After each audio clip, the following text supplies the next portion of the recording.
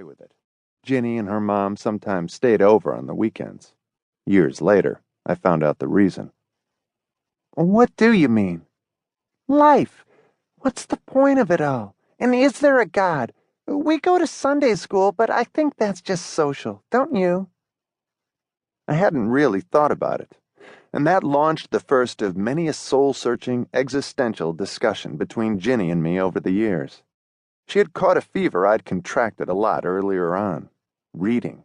I was just graduating from the Hardy Boys into Ellery Queen, but Ginnie had discovered Ayn Rand, and pretty soon we both decided we were objectivists and deists. Both conditions, like our complexions, cleared up. Then in junior high, I decided I didn't just want to read books, I wanted to write them. And for a long time, Ginnie was the only person I'd ever show my stories to. And after I went public in the 9th grade, she remained my self-professed biggest fan. She even typed the manuscripts I sent out in the mail, until I made it through a high school typing class myself, and provided me with inevitable moral support upon their inevitable rejection. She had her own cockeyed goals, or at least so they seemed then. Women's lib was barely a rumor around these parts at the time, but Ginnie took such rumors seriously.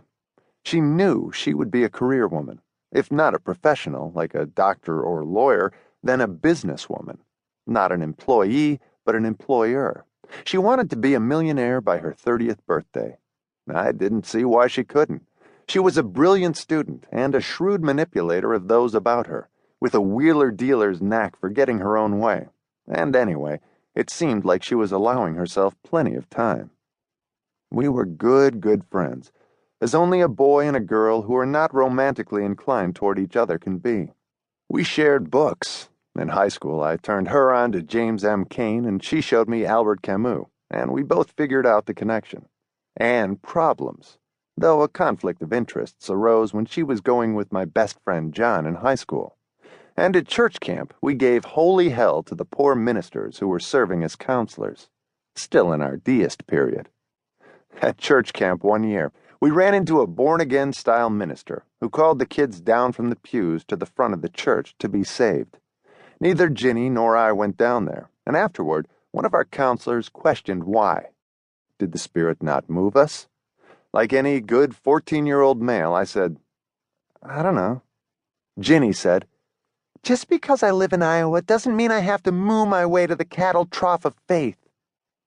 I still remember the pale look on the poor, startled minister's face. He was just a kid, probably 22. At the time, I figured him to be ancient.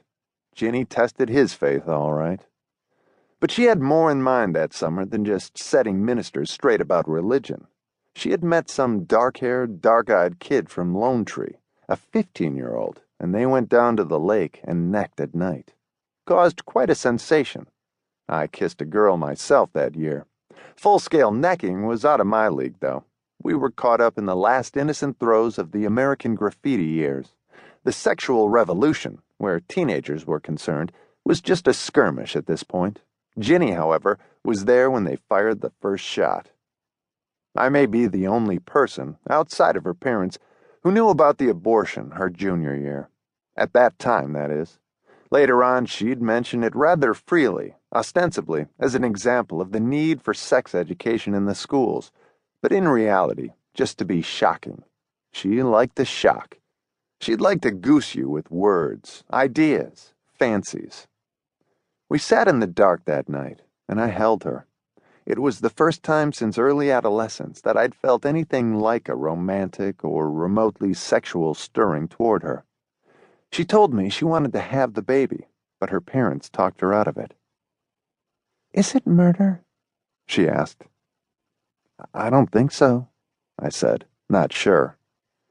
It isn't a person, not yet, it's just a fetus. You're right.